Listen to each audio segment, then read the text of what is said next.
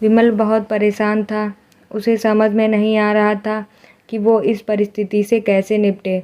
वो अपनी माँ को बहुत चाहता था, किंतु उसकी पत्नी और बच्चे उसकी माँ से बहुत दूर भागते थे, क्योंकि उसकी माँ की एक आँख नहीं थी, साथ ही उसकी कमर भी 90 अंश पर झुकी थी। वैसे वह अपना काम स्वयं खुद कर लेती है, किंतु फिर भी वो उसकी पत्नी और बच्चों के लिए हमेशा खटकती है। दादी, आप ऊपर के कमरे में जाओ, मेरे दोस्त आ रहे हैं, विमल के बेटे अखिल ने बड़ी बेरुखी से कहा। पर बेटा, मैं तो यहाँ बहुत दूर बैठी हूँ, विमल की माँ ने बहुत प्यार से कहा। नहीं, आप उनके सामने मत रहो, वो मुझे चिढ़ाते हैं, अखिल ने जोर से डांटते हुए कहा। क्या हुआ अखिल, क्यों चिल्ला रहे हो? विमल की पत्नी कामिनी ने किचन से आवाज़ लगाई। देखो ना माँ, ये दादी यहीं ड्राइंग रूम में बैठी हैं और मेरे दोस्त आ रहे हैं, अखिल ने शिकायती भरे लहजे में कहा। माँ जी, आप ऊपर चली जाओ, क्यों हम लोगों को लजवाती हो? कामिनी ने बेटे का पक्ष लेते हुए कहा। बेचारी सरस्वती चुपचाप ऊपर जीने के सहारे ऊपर जाने लगी।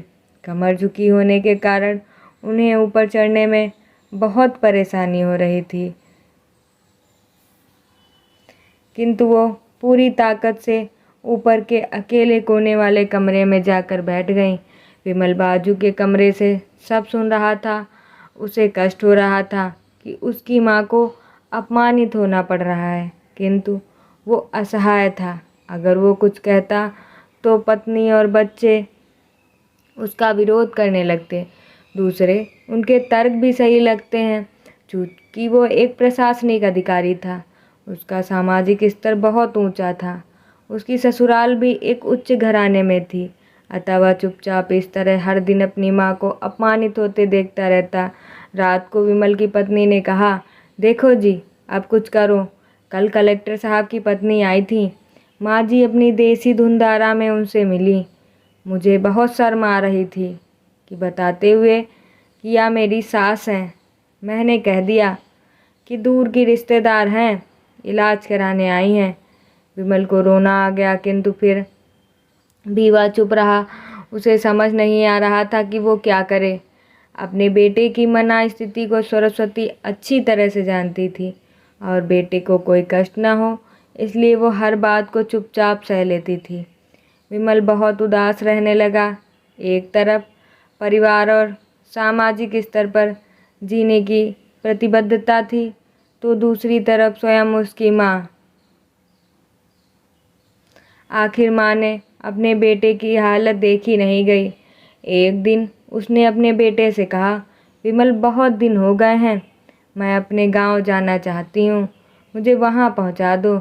मेरा यहाँ मन नहीं लग रहा। किंतु माँ, वहाँ तो कोई नहीं है, तुम्हारी देखभाल कौन करेगा? विमल ने आश्चर्य से पूछा। अरे, सब गांव वाले तो हैं, और वो तुम्हारे मामा जी तो उसी गांव में रहते हैं, फिर हम सारी व्यवस्थाएं कराएंगे ना। कामिनी को तो जैसे मन की मुराद मिल गई हो। हाँ बेटा, बहू सही कह रही है, सरस्वती ने एक लंबी सांस लेते हुए कहा। विमल जानता था कि गांव में माँ की देखभाल करने वाला कोई नहीं है, लेकिन अपनी पत्नी की जिद के कारण वह अपनी माँ को गांव छोड़ने पर विवश हो गया। माँ को गांव छोड़कर आते वक्त उसे रोना आ रहा था तथा अपनी बेबसी पर गुस्सा भी आ रहा था, किंतु पत्नी, समाज और परिवार ने उसके इन मनोभावों को दबा दिया और वो सुकून सा महसूस करने लगा। कुछ दिनों के बाद उसके चाचा, जो अमेरिका में रहते थे, आने वाले थे। जब विमल बहुत छोटा था, उसके पिता जीवित थे, तब वो भारत आए थे। उसके बाद वो अब भारत आने वाले थे। पूरा परिवार और आस पड़ोस बहुत उत्साहित था। अमेरिका से विमल के डॉक्टर चाचा जो आ रहे थे।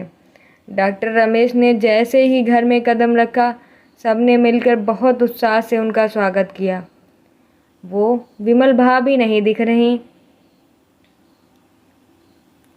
कहाँ हैं? डॉक्टर रमेश ने उत्साहतापूर्वक पूछा। जी, वो गांव में रहती हैं, यहाँ उनका मन नहीं लगा। कामिनी ने सपाट लहजे में उत्तर दिया। डॉक्टर रमेश ने विमल की ओर देखा तो विमल ने अपनी आंखें नीचे झुका ली। डॉक्टर रमेश समझ गए और बोले, कल हम भाभी से मिलने गांव जाएंगे सब लोग। दूसरे दिन सभी लोग गांव के घर में पहुंचे। देखा कि सरस्वती को बहुत तेज बुखार है और वो पलंग पर असहाय लेटी हैं। डॉक्टर रमेश दौड़कर सरस्वती के पास गए, उनके पैर छूकर रोने लगे। सरस्वती की ये हालत उनकी कल्पना से परे थी। वाह बेटा विमल, तूने तो नाम उजागर कर दिया। अपनी माँ की ये हालत देखकर तुझे तो शर्म भी नहीं आ रही होगी। डॉक्टर रमेश ने विमल को लगभग डांटते हुए कहा, नहीं देवर जी, विमल का कोई दोष नहीं है। मैं खुद गांव चली आई थी। सरस्वती ने अपने बेटे का बचाव किया। वो इन्हीं की संघर्षों की देन है। और बेटा विमल, तुम्हें शायद मालूम ना हो कि बचपन में जब तुम 1 साल के थे तब छत से नीचे गिरने के कारण तुम्हारी एक आंख फूट गई थी और तुम्हारी रीढ़ की हड्डी में भी समस्या थी। तब तुम्हारी इस कुरूप माँ ने ही अपनी एक आंख और अपना बोन मैरो तुम्हें देकर इतना सुंदर स्वरूप दिया था। कामिनी बेटा, इतने सालों तक संघर्ष करके बेटे को प्रशासनिक अधिकारी बनाने वाली इस संघर्षशील औरत की तुम लोगों ने याद दशा कर दी। तुम्हें ईश्वर कभी माफ़ नहीं करेगा। डॉक्टर रमेश की आंखों से अश्रुधारा बहने लगी। अब भाभी, आप मेरे साथ अमेरिका जाएंगी, यहाँ इन स्वार्थी लोगों के बीच नहीं रहेंगी। डॉक्टर रमेश ने सरस्वती से कहा। विमल को तो काटो तो खून नहीं था। डॉक्टर रमेश जो उसके चाचा थे, उन्होंने जो राज बताया, उसके बाद तो विमल को यही सब लग रहा था कि उससे ज़्यादा पापी इस दुनिया में कोई है ही नहीं। वह दौड़ता गया और माँ सरस्वती के कदमों से लिपट गया। माँ, मेरा अपराध अक्षम्य है। मैं जानबूझकर चुप्पी साधे रहा, आपका अपमान करवाता रहा। अब सिर्फ आप ही उस घर में मेरे साथ रहेंगी और कोई नहीं। विमल ने आग्नेय दृष्टि से अपनी पत्नी और बच्चों को देखा।